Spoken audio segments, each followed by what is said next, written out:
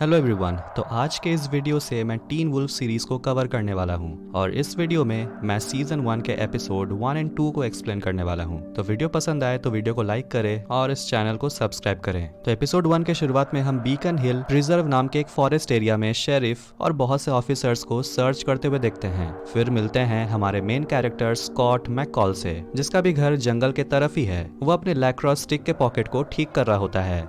Scott को अचानक से जंगल से आवाजें सुनाई देती है। वो बेसबॉल बैट लेकर बाहर निकलता है, पर ये तो स्कॉट का फ्रेंड है। इसका नाम है स्टाइल्स स्टिलिंस्की। स्टाइल्स स्कॉट को बताता है कि उसके पापा यानी कि शेरिफ और पूरा पुलिस डिपार्टमेंट जंगल में एक डेड बॉडी ढूंढने निकले हैं। स्टाइल्स आगे बताता है कि 2 जॉगर्स लापता हैं। एक लड़की का डेड बॉडी मिला है, पर सिर्फ आधा ही डेड बॉडी मिला है और पुलिस बाकी आधे डेड बॉडी को ढूंढ रही है। स्कॉट और स्टाइल्स दोनों जंगल की तरफ जाते हैं खुद बॉडी को ढूंढने, क्योंकि उनके हिसाब से पहली बार उनके छोटे शहर में कोई एक्साइटिंग हादसा हुआ है। स्कॉट कहता है वो घर जाना चाहता है क्योंकि वो कल से स्कूल के लैक्रोस टीम के लिए खेलना चाहता है और टीम का फर्स्ट लाइन पोजीशन जीतना चाहता है। पर स्टाइल्स कहता है कि स्कॉट से ये कभी नहीं होगा।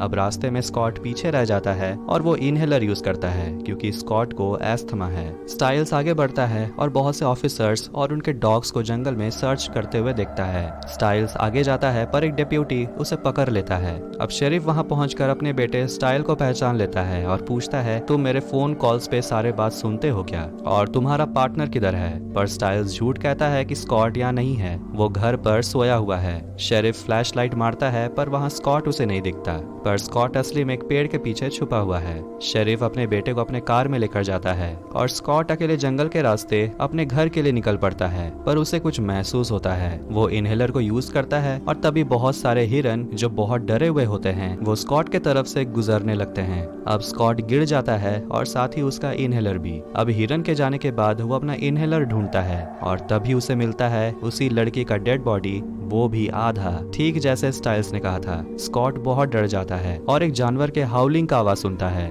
और थोड़ी ही दूर वो एक बहुत बड़ा भेड़िया जैसे जानवर को देखता है जिसका आंख चमक रहा है। वो वुल्फ स्कॉट पे हमला करता है और उसे काट लेता है। स्कॉट उठकर अपनी जान बचाकर वहां से भागता है और मेन रोड पर आता है। अब स्कॉट अपना टी शर्ट उठाकर देखता है कि उसे वुल्फ ने काट लिया है। तभी बारिश होने लगता है और एक वुल्फ के चिल्लाने की आवाज आती है। अगले दिन स्कॉट बीकन हिल हाई स्कूल पहुंचता है अपने साइकिल से और वहां जैक्सन विटमोर अपना एक्सपेंसिव कार पार्क करता है जहां स्कॉट अपना साइकिल पार्क करता है। स्कॉट स्टाइल्स को अपना बाइट मार्क दिखाता है और बताता है उसे एक वुल्फ ने काटा, पर स्टाइल्स कहता है ये इम्पॉसिबल है क्योंकि वुल्फ्स को यहाँ पर 60 साल से देखा नहीं गया। स्कॉट उसे बताता है कि उसने लड़की के डेड बॉडी को ढूंढ लिया। स्टाइल्स बहुत एक्साइटेड होता है ये सुनकर। तभी वहां आती है लीडिया और स्टाइल्स उसे ही देखता है और उसे हाय कहता है, पर लीडिया उसे इग्नोर करती है। स्कॉट और स्टाइल्स अपने इंग्लिश क्लास में होते हैं और टीचर उन्हें बताते हैं कि पुलिस ने एक सस्पेक्ट को पकड़ लिया है, शायद उसी ने उस लड़की को मारा है। तभी स्कॉट को एक सेल फोन बजने का साउंड सुनाई देता है। वो अपने क्लासरूम में देखता है पर किसी के पास भी सेल फोन नहीं है। तब स्कॉट क्लास के बाहर एलिसन को देखता है जिसका फोन बज रहा था और स्कॉट उसकी बातों को आराम से सुन पा रहा है जैसे कि एलिसन स्कॉट के बगल में ही बैठी हो। एलिसन फोन में अपनी माँ से कहती है कि आज वो पेन लाना भूल गई। तभी एक स्कूल का स्टाफ उसे अंदर लेकर आता है और एलिसन उसे बताती है कि वो कुछ दिन पहले ही सैन फ्रांसिस्को से यहाँ शिफ्ट हुई है। फिर एलिसन स्कॉट के क्लास में ही आती है। स्कॉट उसे पेन देता है। दोनों एक दूसरे को हॉल में देखते ही रहते हैं और लीडिया एलिसन की जैकेट की तारीफ करती है और कहती है तुम मेरी न्यू बेस्ट फ्रेंड हो। तभी वहाँ जैक्सन आता है और लीडिया और जैक्सन किस करते हैं और हाँ दोनों बॉयफ्रेंड और गर्लफ्रेंड हैं। लीडिया और जैक्सन एलिसन को एक पार्टी में इनवाइट करते हैं और जैक्सन बताता है कि वो स्कूल के लैक्रोस टीम का कैप्टन है और इस स्कूल की लैक्रोस टीम लगातार 3 साल से चैंपियनशिप जीतते आ रही है। और दोनों एलिसन को लैक्रोस फील्ड में लेकर आते हैं जहां एलिसन की नजर स्कॉट पे जाती है। कोच बॉबी स्कॉट को गोल स्टिक और हेलमेट देता है और गोल के सामने खड़ा होने को कहता है। सभी प्लेयर्स बॉल को गोल के तरफ फेंकते हैं। पहले तो स्कॉट गिर जाता है, उसके बाद से वो एक भी बॉल को गोल के अंदर जाने नहीं देता। सभी स्कॉट के लिए चीयर करते हैं, एलिसन भी और लीडिया भी, इसीलिए जैक्सन गुस्सा हो जाता है। स्कॉट स्टाइल से बात करते हुए कहता है कि उसे बॉल काफी स्लो आते हुए दिख रहा था, इसीलिए पकड़ने में काफी इजी था। स्कॉट आगे बताता है कि उसे अब धीरे वाला साउंड भी बहुत जोर से सुनाई देता है और वो हल्का स्मेल भी आराम से स्मेल कर लेता है, जैसे कि स्टाइल्स के पॉकेट में एक च्युइंग गम है। स्कॉट को डर है कि कहीं उसे इन्फेक्शन ना हो जाए, पर स्टाइल्स उसे बताता है कि ये लाइकेंट्रोपी है और स्कॉट को और डराने के लिए कहता है कि ये बीमारी बहुत ही खतरनाक है और सिर्फ महीने के एक दिन के लिए जब फुल मून होगा तब तुम एक वुल्फ की तरह हाउल करोगे। स्कॉट इस बात को सिर्फ मजाक में ही लेता है। दोनों चलते हुए उसी जगह पर पहुंचते हैं जहां स्कॉट ने डेड बॉडी को देखा था और अपना इनहेलर गिरा दिया था, पर वहां उसे कुछ भी नहीं मिलता। तभी वहां डेरेक आता है जो दोनों से पूछता है कि तुम प्राइवेट प्रॉपर्टी पे क्या कर रहे हो। डेरेक स्कॉट को इनहेलर देता है और यहाँ से निकल जाने को कहता है। तभी स्टाइल्स बताता है कि ये तो डेरेक है जिसकी फैमिली को 10 साल पहले जलाकर मार दिया गया था। अब स्कॉट को देखते हैं कि वो एनिमल क्लिनिक में काम कर रहा है और देखते हैं कि उसके शरीर से वुल्फ का बाइट मार्क गायब हो गया है। तभी क्लिनिक के बाहर एलिसन आती है जो बहुत डरी हुई है क्योंकि उसके डॉग का एक एक्सीडेंट हो गया है। वो डॉग बहुत भौंक रहा है और स्कॉट उस डॉग को अपना वुल्फ वाला आंख दिखाकर उसे शांत करता है। स्कॉट डॉग को चेक करता है और देखता है कि डॉग का पैर टूट गया है और एलिसन को भी बारिश में भीगा हुआ देखकर स्कॉट एलिसन को अपना शर्ट देता है। एलिसन दूसरे रूम में जाकर चेंज करती है और स्कॉट खुद को कंट्रोल करता है कि वह एलिसन को ना देखे। अब डॉग के पैर को बैंडेज करने के बाद वो एलिसन को लीडिया के पार्टी में चलने को कहता है। एलिसन मान जाती है। घर जाकर स्कॉट सो जाता है और जब उसका नींद खुलता है तब वो खुद को एक जंगल के गुफा में पाता है और जब वो बाहर निकलता है तब वो एक क्रिएचर को देखता है धुंध में। वो क्रिएचर स्कॉट का पीछा करता है और स्कॉट एक फेंस को क्रॉस करता है और पानी में गिर जाता है और तैरते हुए एक घर के स्विमिंग पूल में पहुंचता है जहां एक आदमी अपने पौधे में पानी डाल रहा था। स्कॉट उसे कहता है गुड मॉर्निंग। अब स्कूल में जैक्सन स्कॉट से मिलता है और गुस्से में उसे पूछता है कि तुम में इतनी एनर्जी कहाँ से आ रही है, तुम ड्रग्स ले रहे हो क्या? और स्कॉट पूछता है तुम लेते हो क्या?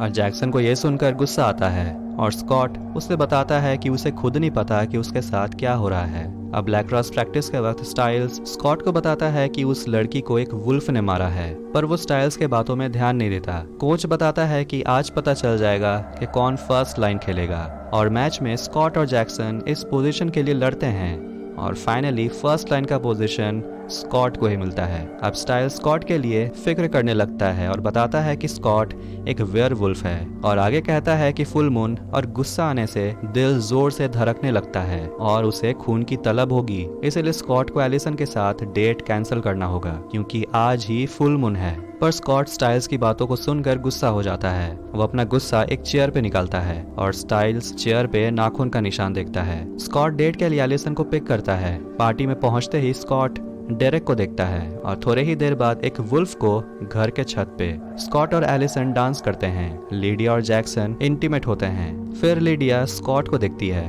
तभी स्कॉट को कुछ होने लगता है। वो अपने घर जाता है और हम फुल मून को देख पाते हैं। स्कॉट का बड़ा बड़ा नाखून हो चुका है। वो आईने में अपने बड़े बड़े दांत को देखता है और अपना आंख को जो अब चमक रहा है। स्टाइल्स स्कॉट के घर आता है पर स्कॉट उसे अंदर आने नहीं देता। वो स्टाइल्स को कहता है एलिसन के घर जाने क्योंकि डेरेक के साथ वो पार्टी से निकली थी और बताता है कि डेरेक एक वेयरवुल्फ है जिसने उस लड़की को मारा था। स्कॉट अब वेयरवुल्फ बन चुका है। वो जंगल की तरफ भागता है। स्टाइल्स एलिसन के घर पहुंचता है और वहां एलिसन को देखता है। अब स्कॉट को जंगल में एलिसन का ब्लू ब्लेजर मिलता है। तभी वहां डेरेक आता है जो बताता है कि एलिसन सेफ है और स्कॉट को शांत होने को कहता है और कहता है वो यहाँ आ चुके हैं और डेरेक वहां से भाग जाता है। अब एक तीर स्कॉट के हाथ में लगता है और स्कॉट 3 लोगों को अपने तरफ आते हुए देखता है क्रॉस बो लिए हुए और उसमें से एक है क्रिस आर्जेंट। डेरेक स्कॉट को बचाने के लिए 2 आदमियों पर हमला करता है और स्कॉट के एरो को तोड़ देता है और दोनों हंटर से दूर भाग जाते हैं। स्कॉट अपने ह्यूमन फॉर्म में आ जाता है। डेरेक उसे समझाता है कि वो सभी हंटर्स थे जो 100 साल से वेयरवुल्व्स का शिकार कर रहे हैं। स्कॉट डेरेक पे इल्जाम डालता है कि उसी ने उसे वेयरवुल्फ बनाया है, पर डेरेक कहता है कि तुम्हें खुश होना चाहिए, मेरी वजह से तुम्हें ये पावर्स मिली हैं, ये एक गिफ्ट है। और अगर स्कॉट को अपने पावर्स के बारे में जानना है तो उसे डेरेक की जरूरत पड़ेगी। अब स्कॉट को घर ले जाने के लिए स्टाइल्स उसे लिफ्ट देता है। अगले दिन स्कूल में स्कॉट एलिसन से माफी मांगता है पार्टी से ऐसे ही चले जाने के लिए और एलिसन कहती है कि वो स्कॉट को सेकंड चांस देगी। तभी वहाँ एलिसन का डैड आता है और स्कॉट देखता है कि एलिसन के डैड ही वो हंटर है जो कल रात उसे हंट कर रहे थे।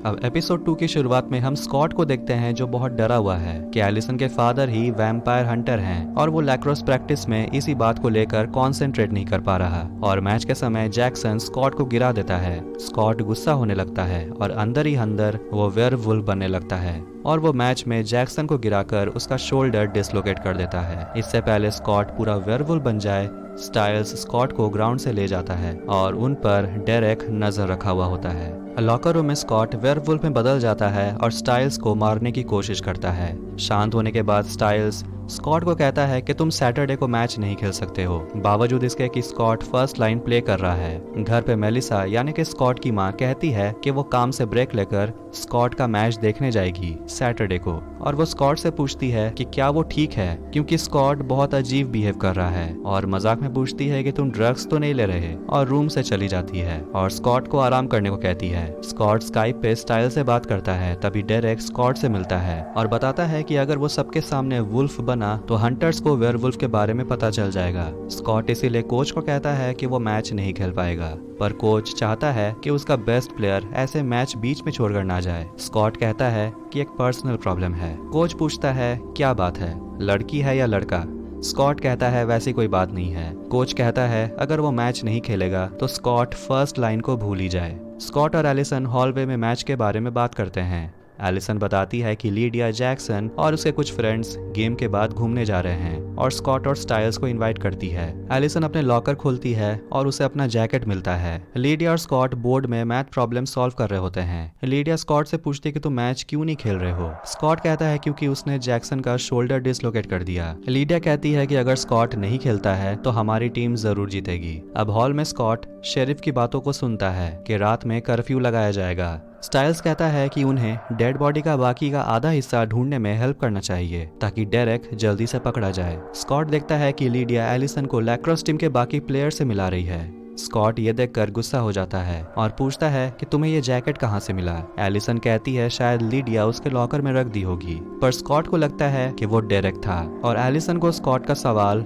थोड़ा अजीब लगने लगता है, इसलिए वो वहाँ से चली जाती है। स्कॉट डेरेक के घर पहुँचता है और देखता है कि घर के बाहर मिट्टी में कुछ दफन है और डेरेक से कहता है एलिसन को अकेला छोड़ देने। एलिसन वेयरवुल्फ के बारे में कुछ भी नहीं जानती। डेरेक कहता है वो सिर्फ स्कॉट की हेल्प कर रहा था। स्टाइल स्कॉट के घर जाता है और पूछता है कि डेरेक के घर क्या मिला। स्कॉट बताता है कि डेरेक के घर में कुछ दफन था और उसमें से खून का स्मेल आ रहा था। स्टाइल्स और स्कॉट हॉस्पिटल जाते हैं ये पता करने कि जो ब्लड स्कॉट ने डेरेक के घर के बाहर स्मेल किया वो उसी डेड बॉडी से मिलता है कि नहीं। स्कॉट मॉर्ग में जाता है और स्टाइल्स को बाहर लीडिया मिलती है जो जैक्सन के लिए वेट कर रही होती है। स्टाइल्स लीडिया को अपनी दिल की बात आज कह ही देता है, पर लीडिया ब्लूटूथ पहनी हुई होती है और उसने कुछ भी नहीं सुना। स्कॉट उस लड़की की डेड बॉडी को स्मेल करके कंफर्म हो जाता है कि डेरेक के घर जो ब्लड का स्मेल मिला दोनों सेम ही है। जैक्सन बाहर आता है और लीडिया को बताता है कि डॉक्टर ने उसे इंजेक्शन दिया, पर इसकी आदत वो ना ही डाले। लीडिया कहती है कि मैच के पहले भी एक ले लेना, सब करते हैं, तुम अगर चैंपियन बनना चाहते हो तो तुम्हें भी ये करना होगा। और दोनों किस करते हैं जो स्टाइल्स को देखकर बुरा लगता है। रात में स्टाइल्स और स्कॉट डेरेक के घर जाते हैं और स्कॉट कहता है कि उसे थोड़ा अलग महसूस हो रहा है। दोनों मिट्टी को खोदना स्टार्ट करते हैं पर उन्हें एक वुल्फ का ऊपरी भाग वाला बॉडी मिलता है, कोई लड़की नहीं। स्टाइल्स वहाँ पर एक वुल्फ बेन नाम का एक पौधा देखता है जिसकी जड़ें उसी वुल्फ के बॉडी को घेरे हुई थी। पूरे जड़ को निकालने के बाद वो भेड़िया का शरीर लड़की में बदल जाता है। अगली सुबह पुलिस डेरेक को अरेस्ट कर लेती है मर्डर के चार्जेस में। स्टाइल्स डेरेक के पास जाता और पूछता है कि वो लड़की पूरे तरह से वुल्फ में कैसे बदल गई, पर डेरेक कहता है कि तुम स्कॉट की फिक्र करो और अगर वो मैच के दौरान वुल्फ बन गया तो सोचो क्या होगा। शेरिफ अपने बेटे स्टाइल्स को कार से बाहर निकालता है और पूछता है कि तुम कल रात जंगल में क्या कर रहे थे। स्टाइल्स कहता है कि वो जंगल में स्कॉट का इनहेलर ढूंढने आया था और कबूलता है कि उस रात स्कॉट उसके साथ ही था। अब रात में स्कॉट की हालत और खराब होने लगती है क्योंकि स्टाइल्स ने अपने बैग में वुल्फ बेन को रखा है। वो गाड़ी रोककर बैग को फेंक देता है और स्कॉट भी भाग जाता है। स्कॉट भागता हुआ एलिसन के घर जाता है और उसके रूम में जाने वाला होता है पर देखता है कि वो वुल्फ बन चुका है। फिर वो एलिसन के फादर के कार के सामने आ जाता है और स्कॉट ह्यूमन में बदल जाता है। एलिसन बाहर जाती है ये देखने के लिए कि स्कॉट ठीक है कि नहीं। स्कॉट कहता है कि वो बस पूछने आया था कि एलिसन मैच में आ रही है कि नहीं। एलिसन कहती है कि वो जरूर आएगी। एलिसन के डैड कहते हैं कि वो भी आएगा। स्टाइल्स स्कॉट को कहता है कि गेम नहीं खेलने और लीडिया स्कॉट को लूजर कहती है और जैक्सन भी इंजरी के बावजूद गेम खेलने वाला है और मैच के दौरान कोई भी बॉल स्कॉट को पास ही नहीं कर रहा। स्कॉट गुस्सा होने लगता है और वो वुल्फ बनने लगता है और अपने इस पावर को यूज करके स्कॉट अपने टीम को जिता देता है। गेम खत्म होने के बाद स्कॉट फील्ड से भाग जाता है ताकि उसे कोई देखे नहीं। एलिसन लॉकर रूम में जाती है स्कॉट से मिलने, जो अब ह्यूमन फॉर्म में आ चुका है। एलिसन उसे माफी मांगती है अपने वियर्ड बिहेवियर के लिए और स्कॉट कहता है कि उसे भी एक सेकंड चांस की जरूरत है और दोनों किस करते हैं।